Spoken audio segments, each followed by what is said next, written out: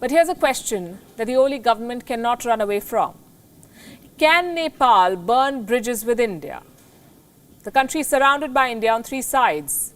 New Delhi is Kathmandu's biggest development and trade partner. Nepal depends heavily on India for essential supplies, for employment, for access to the seas.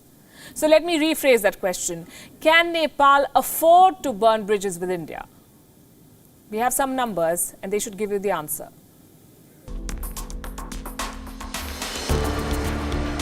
Nepal shares a 1850-kilometer long border with India. There are nearly 20 trade points along this line, from Mechi in the east to Makali in the west. They stand as a testimony to Nepal's reliance on India.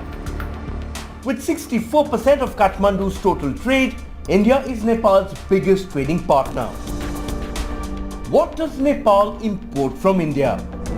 Petrol, oil, lubricants, iron, steel, cement, machinery, pharmaceuticals, to name just the essentials.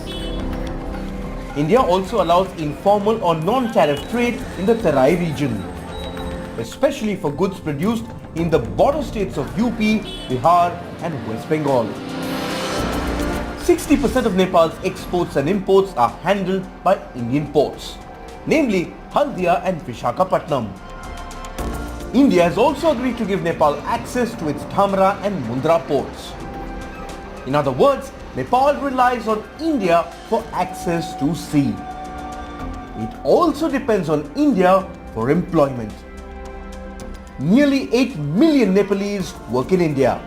They are employed in various sectors, both formal and informal, and do not require work permits.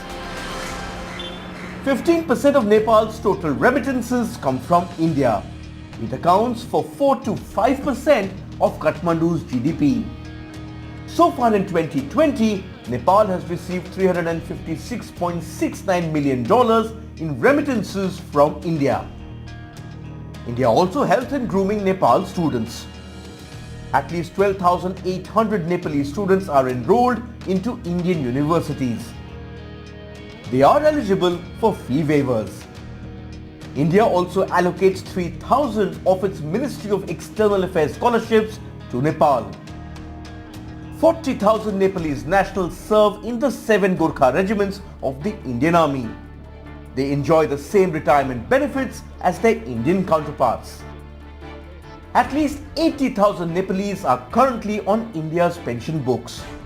The Indian Army also supports 11,000 widows of Nepalese soldiers and 17,000 retired soldiers from the Assam Rifles. India spends $12 billion in pension to Nepalese nationals every year. Let's say India put a full stop to all of this. Who will rescue Nepal? China? It accounts for just 14% of Nepal's trade. The nearest Chinese port is 3 times the distance of Haldia. Studying in a Chinese university is a challenge given Mandarin is mostly the medium of instruction. There is also no guarantee the PLA will recruit Nepalese troops. And pensions? Well, the dragon has no compassion. So let's look at the map once again. This is Nepal, a landlocked country, surrounded by India from 3 sides, heavily dependent on New Delhi for trade, security and overall stability. Should Nepal risk severing ties with India?